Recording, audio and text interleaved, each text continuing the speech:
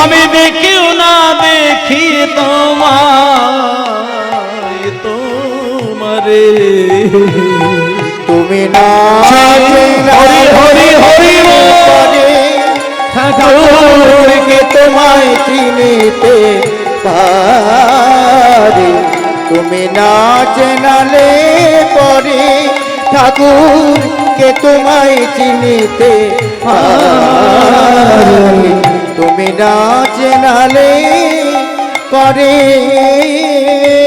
নিতাই গৌর হরি বল গৌর হরি বল গৌর হরি বল। ভগবানের কৃপা ছাড়া কোনোদিন ভগবানকে চেনা যাবে না।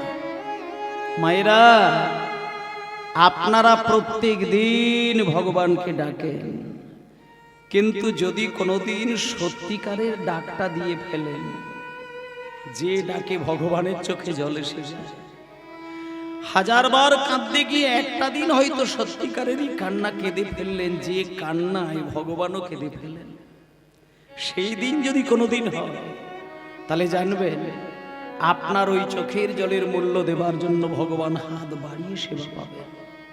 তবে আপনি তাকে চিনতে পারবেন না। ভগবান যদি কোনো ভক্তের কান্না সহ্য করতে না পারে, তার কাছে আসে পাগল বেশে আসতে পারে, পাগলির বেশে আসতে পারে, কোনো ভিখারির বেশ ধারণ করে আসতে পারে, বা কোনো সাধুগুরু বৈষ্ণবের বেশ ধারণ করে আসতে পারে। আমরা ধরতে পারি না, চিনতে পারি না, কারণ ভগবান নিজে থেকে যদি স্বরূপটা কাউকে না দর্শন করায়, কেউ ধরতে পারবে না। নিতাই গৌর হরি বল হরি বল। ভগবানের লীলা পরম ব্রহ্মা পর্যন্ত চিনতে পারে না। সৃষ্টিকর্তা ব্রহ্মা, তিনিও কিন্তু কৃষ্ণের লীলা বুঝে উঠতে পেরেছিল না। তাই বৃন্দাবনে কৃষ্ণের চারিদিকে ঘোরা 9 লক্ষ ধেনু, 24 জন সখা হরণ করে পর্বতের গুহার মধ্যে অজ্ঞান করে আটকে অচেতন করে রেখে দিয়েছিলেন।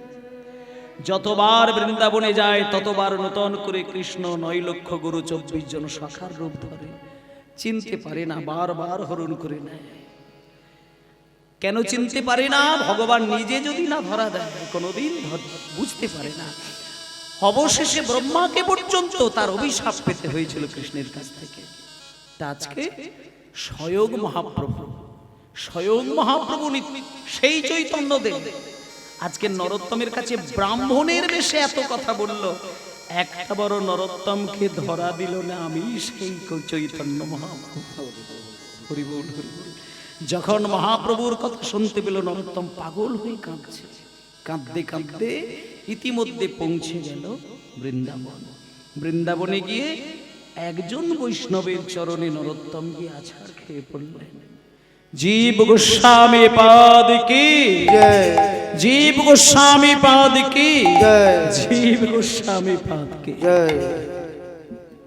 খোকা, এই খোকা, দেখি সামনে এসো তো বাবা। কি মিষ্টি কণ্ঠ তোমার, কি সুন্দর দেখতে, ছোট্ট অল্প বয়স। কি নাম বাবা তোমার? আমার নাম নরোত্তম। কি নাম? নরোত্তম। বাবার নাম? বাবার নাম হচ্ছে কৃষ্ণানন্দ দত্ত। বাড়ি কোথায়? আমার বাড়ি হচ্ছে বাংলায়। আমি বাংলা থেকে বৃন্দাবনে এসেছি, আর আমার বাবা হচ্ছেন একজন রাজামশাই। আমি না একটু বৃন্দাবনে চলে এসেছি আপনার কাছে, আপনি আমাকে দীক্ষা দেবেন? আপনার কাছ থেকে আমি দীক্ষা মন্ত্র নিয়ে আমি রাধা গোবিন্দের সেবা করব। শোনো নরোত্তম, তুমি রাজার ছেলে এসেছো বৃন্দাবনে, মানে তো খুব আনন্দের বিষয়। ঠিক আছে, আমি তোমাকে দীক্ষা দেব। রাজার ছেলে মানে আমি শুনেছিলাম রূপ গোস্বামী, সনাতন গোস্বামী সারা বাংলার প্রধানমন্ত্রী আর অর্থমন্ত্রী ছিল। তারা মন্ত্রিত্ব ছেড়ে দিয়ে বৃন্দাবনের বাবাজি হয়েছিল। আর এই আমি প্রথম দেখলাম যে বাংলার একটা রাজা তার ছেলে রাজ সর্বস্ব ছেড়ে দিয়ে বৃন্দাবনে এসেছে। ঠিক আছে, আমি তোমায় দীক্ষা দেব। তোমার বাবাকে একটু নিয়ে এসো, তোমার মাকে একটু নিয়ে এসো, আমি তাদের সঙ্গে একটু আলাপ পরিচয় করি। নিয়ে এসো।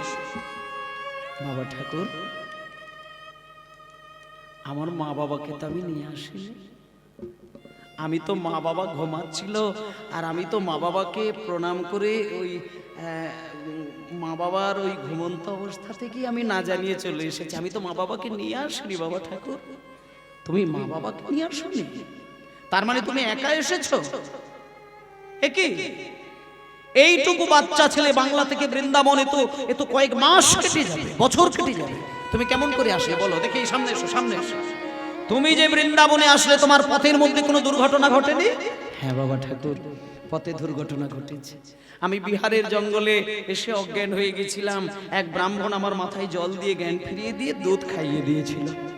তারপরে উত্তরপ্রদেশে এসে আমি দুইজন বৈষ্ণবকে দেখলাম, একজন হচ্ছেন রূপ গোস্বামী আর একজন সনাতন গোস্বামী।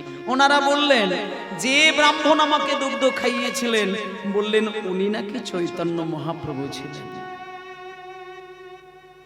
নরোত্তম, কি বলছো তুমি? রূপ সনাতনকে তুমি স্বপ্নে দেখেছো? হ্যাঁ হ্যাঁ, আমাকে তো স্বপ্নে দেখা দিলেন ওনারা।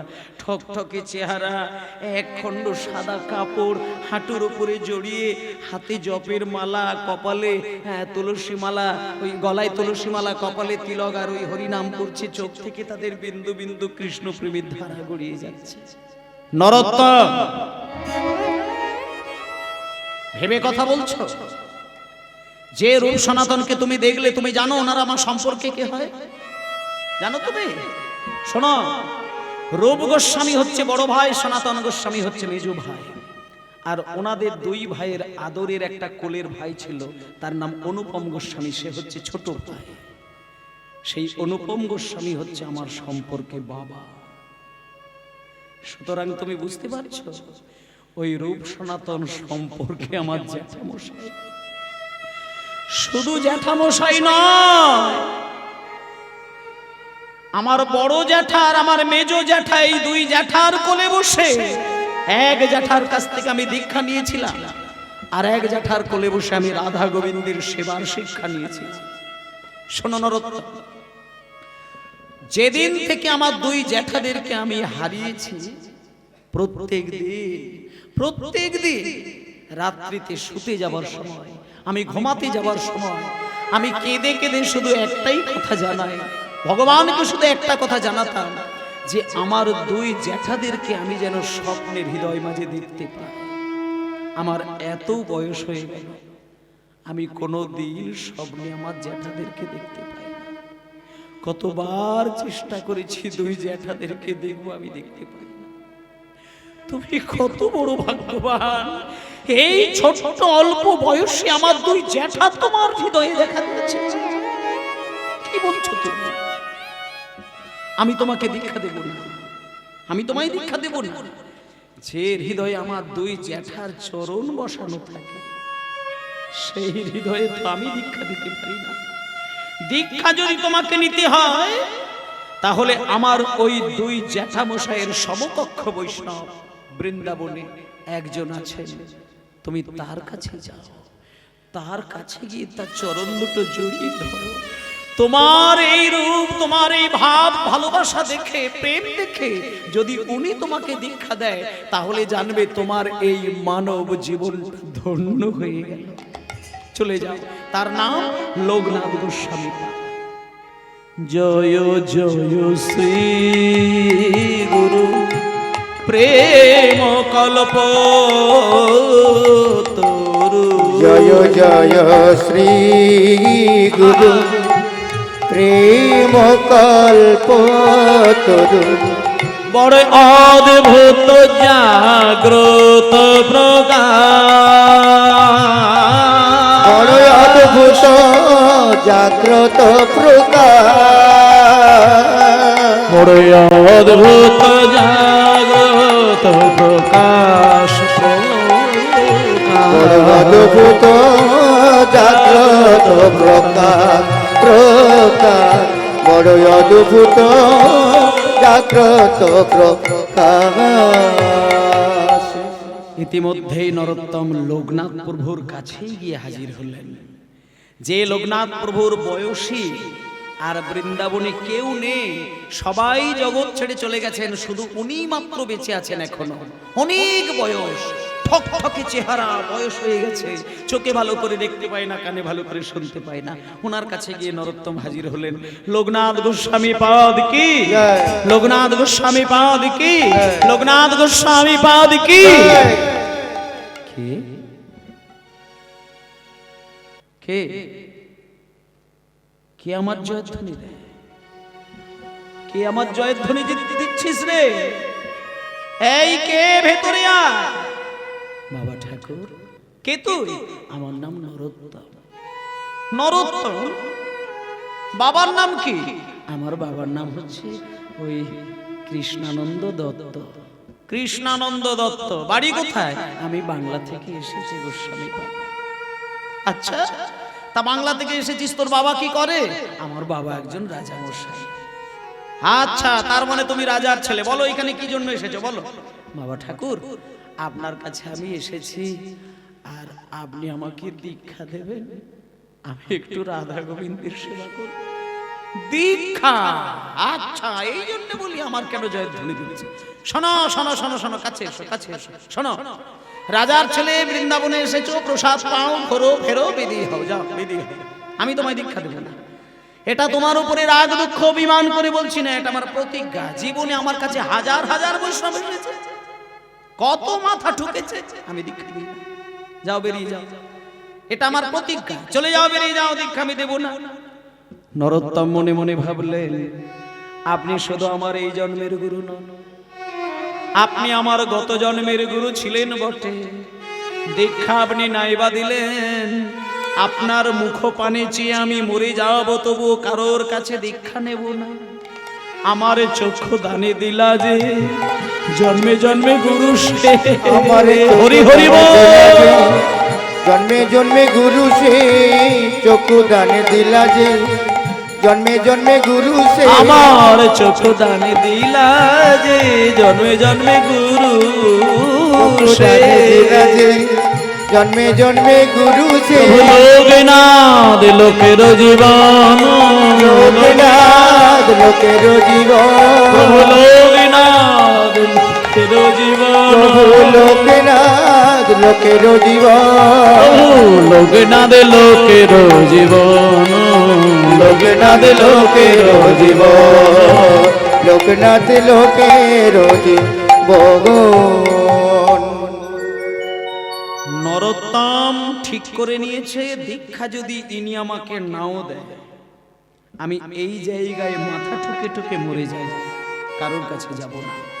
কারণ লোকনাথ গোস্বামীর একটা রূপ উনি দেখতে পেয়েছেন, যে ইনি আমার এ জন্মের নয়, গত জন্মের গুরু ছিলেন। এখানে যারা আমার মায়েরা বাবারা রয়েছেন, একটা কথা বলি, দীক্ষা গুরু যদি কারোর ভাগ্যে এইরকম হয়ে যায় যে দীক্ষা মন্ত্র নেওয়ার পরে গুরুদেবের সঙ্গে আপনার সম্পর্কটা ভক্তি জগতের দিক থেকে অতি পবিত্র সুমধুর, গুরুদেবের চরণ স্পর্শ করলে হৃদয়ে কৃষ্ণ প্রেম এসে যায়, গুরুদেবের নাম মুখে আনতে পারলেই যেন কৃষ্ণ নাম মুখে এসে যায়, এইরকম যদি গুরু কোনোদিন সান্নিধ্য পেয়ে যান, তাহলে জানবেন ওই গুরু আপনার গত জন্মের গুরু ছিল। আর যদি কোনোদিন কোনো গুরুর কাছ থেকে কোনো কারণে দীক্ষা নেওয়া হয়েছে, কিন্তু সম্পর্কটা হাজার চেষ্টা করেও আপনি ভালো তৈরি করতে পারছেন না, এমন অনেক মানুষের অনেক গুরু কপালে এসে যায় যাদের সঙ্গে সম্পর্ক ভক্তি জগতের দিক থেকে ভালো নয়, তাহলে জানতে হবে ওটা আপনার সঠিক গুরু নির্বাচন হয়নি। আপনাকে অন্য গুরুর চরণ ধরে আলোর পথে আগাতে হবে। আজকে লোকনাথ গোস্বামী যখন নরোত্তমকে দেখা দিয়েছে, নরোত্তম পরিষ্কার দেখতে পেয়ে গেলেন, ইনি আমার এই জন্মের গুরু নন, ইনি আমার গত জন্মের গুরু ছিল। দীক্ষা নাই দিক, আমি এনার কাছেই পড়ে থাকবো। দেখতে দেখতে বেশ কটা দিন, কটা মাস, কটা বছর কেটে যায়। একদিন লোকনাথ গোস্বামী, সেদিন ছিল প্রচন্ড ঠান্ডা, কনকনে ঠান্ডা, প্রচন্ড শীত। হঠাৎ ভোর 3টের সময় লোকনাথ গোস্বামী মলত্যাগ করতে যাচ্ছে মন্দির থেকে অনেকটা দূরে, গঙ্গার ধারে, যমুনার ধারে। এবার হঠাৎ নরোত্তমের চোখে পড়ে গেল, এত রাত্রিতে, এত ঠান্ডার সময়, গুরুদেবের এত বয়স, একা একা মলত্যাগ, কেউ সঙ্গে নেই, হঠাৎ যদি গুরুদেবের কিছু হয় কে বাঁচাবে? আমি বরং লুকিয়ে লুকিয়ে যাব, গুরুদেবের যদি কোনো বিপদ হয় ওই সুযোগে ছুটে গিয়ে আমি গুরুদেবের চরণ সেবা করব। দেখতে দেখতে সেই দিনকে নরোত্তম পিছনে পিছনে গেলেন। হঠাৎ নরোত্তম দেখতে পেল লোকনাথ গোস্বামী পায়খানা করার জন্য একটা জায়গায় দাঁড়ালেন। পায়খানা বসতে যাবেন বলে প্রস্তুত, কিন্তু পায়খানা বসলেন না। কিছুক্ষণ পরে গিয়ে যমুনার জলে স্নান করে ফেললেন। ঠক ঠক করে কাঁপছে, এত ঠান্ডা। স্নান টান করে গা হাত পরিষ্কার করে তারপর অন্য জায়গায় গিয়ে লোকনাথ গোস্বামী আবার পায়খানা করছেন। তারপরে আবার দ্বিতীয়বার এসে স্নান করছেন, তারপরে মন্দিরে যাচ্ছেন। নরোত্তম দেখছে এত ঠান্ডায় গুরুদেব বারবার স্নান করছেন কেন? তাছাড়া প্রথম জায়গায় পায়খানা বসতে গিয়ে পায়খানা করলেন না, দ্বিতীয়বার পায়খানা করলেন, কি ব্যাপার? ভালো করে লক্ষ্য করে নরোত্তম দেখতে পেয়ে দেখলো কি না, অতিরিক্ত বয়স হয়ে গেলে মানুষের কতকগুলো সমস্যা এসে যায়। চোখে একটু কম দেখে, কানে একটু কম শোনে, স্মৃতিশক্তিটা অনেকটা কমে যায়। তা লোকনাথ প্রভুর এত বয়স, চোখে ভালো করে দেখতে পাচ্ছে না, কানে শুনতে পায় না, স্মৃতিশক্তি অনেক কমে গেছে। গত কয়েকদিন যে জায়গায় পায়খানাগুলো করেছিল উনি তো মনেই রাখতে পারেননি। আজকে পায়খানা করতে যাবে কি নিজের পায়খানার ওপরে দুটো পা তুলে দিয়েছিলেন, তাই পাটা ঘিন ঘিন করে উঠেছিল। তাই পরক্ষণে স্নান করে অন্য জায়গায় গিয়ে পায়খানা করলেন। নরোত্তম যখন এই দৃশ্যটা দেখলেন ভাবলেন, আহারে, শুধু লোকনাথ প্রভুর এত বয়স হয়েছে বলে তাকে এত কষ্ট করতে হচ্ছে। তিনি শুধু চোখে দেখতে পায় না, মনে রাখতে পারেন না, তাই বারবার এত ঠান্ডাতেও তিনি ডুব দিচ্ছেন। এই কষ্ট আমি আর হতে দেব না, আমি কোনোদিন গুরুদেবের এই কষ্ট হতে দেব না। সেদিন থেকে লোকনাথ প্রভু পায়খানা করে স্নান করে যখনই মন্দিরে চলে যায়, ওই নরোত্তম ভোরের মধ্যে সকাল হওয়ার আগে, লোক দেখতে পাওয়ার আগে লুকিয়ে লুকিয়ে গিয়ে লোকনাথ প্রভুর পায়খানা দুই হাতে তুলে বক্ষ মাঝে জড়িয়ে ধরে গিয়ে যমুনার জলে গিয়ে ভাসিয়ে দেয়। শুধু কি তাই, যমুনা থেকে জল এনে জায়গাটা লেপে পুছে পরিষ্কার করে রেখে দেয়, যাতে গুরুদেবের আর কোনো কষ্ট না হয়। আসলে বাবা, এখানে যেহেতু পায়খানার প্রসঙ্গটা এলো, একটা কথা বলি। সাধারণ মানুষের পায়খানাকে পায়খানা বললেও পরম বৈষ্ণব যিনি হবেন তেনার পায়খানাকে কিন্তু পায়খানা বলেন না। পরম বৈষ্ণবের দেহের ভেতর থেকে যে বর্জ্য পদার্থ রূপে পায়খানাটা বার হয়, সাধকগণ বলছেন ওটা বিষ্ঠা। আর পরম বৈষ্ণবকে চিনবেন কি করে? তাতে শাস্ত্র বিচার করে বলছেন যে পরম বৈষ্ণবকে চেনার মূলত দুটি উপায়। কি দুটি উপায়?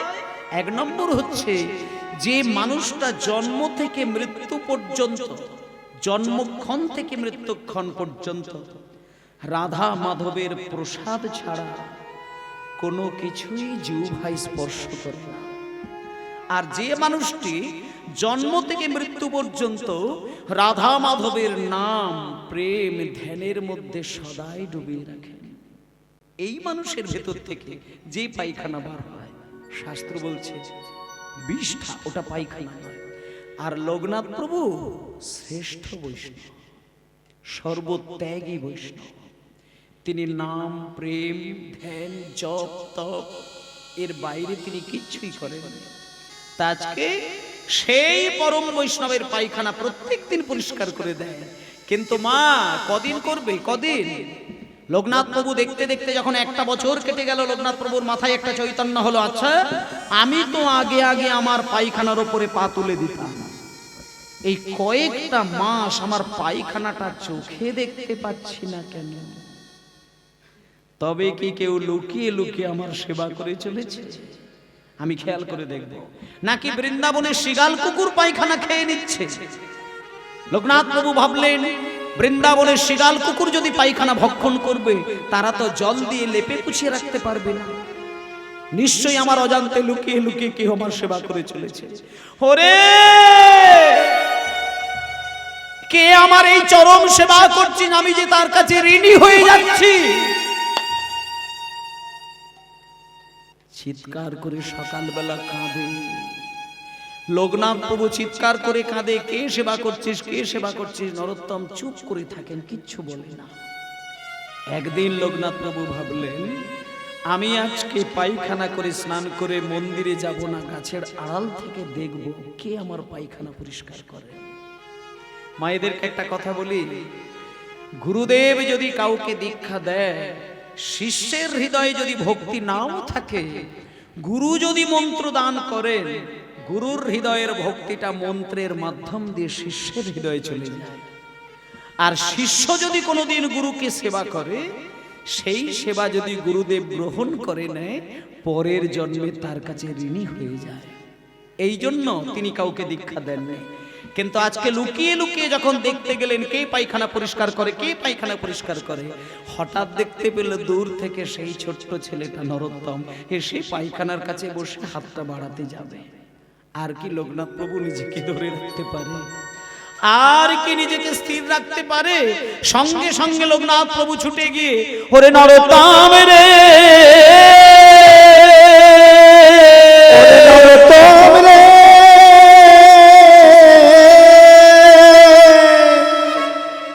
তুই কিনা রাজার ছেলে, নিজের পায়খানা কোনোদিন নিজ হাতে পরিষ্কার করিস নাই।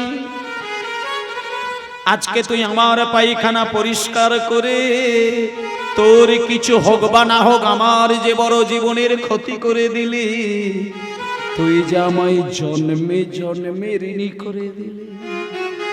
ওরে নরোত্তম রে, আজকে যদি আমি তোকে দীক্ষা মন্ত্র না দিয়ে দিই, তাহলে যে আমি ভগবানের কাছে বড় অপরাধী হয়ে যাব। তাই আমার বুকে আয়, আমি তোকে দীক্ষা মন্ত্র দান করলাম। আজকে নরোত্তমকে বুকে জড়িয়ে ধরে, একেবারে হৃদয় মাঝে জড়িয়ে ধরে লোকনাথ গোস্বামী সেই দীক্ষা মন্ত্র নরোত্তমকে দান করে দিলেন। আর বলে দিলেন, নরোত্তম, তুই হলি আমার জীবনের প্রথম শিষ্য, আর তুই হলি আমার জীবনের শেষ শিষ্য। নরোত্তমের দীক্ষা হয়ে গেল। যেই নরোত্তমের দীক্ষা হয়ে গেছে, মায়েরা, কত কত বৃন্দাবনের সাধকগণ লাইন দিয়েছেন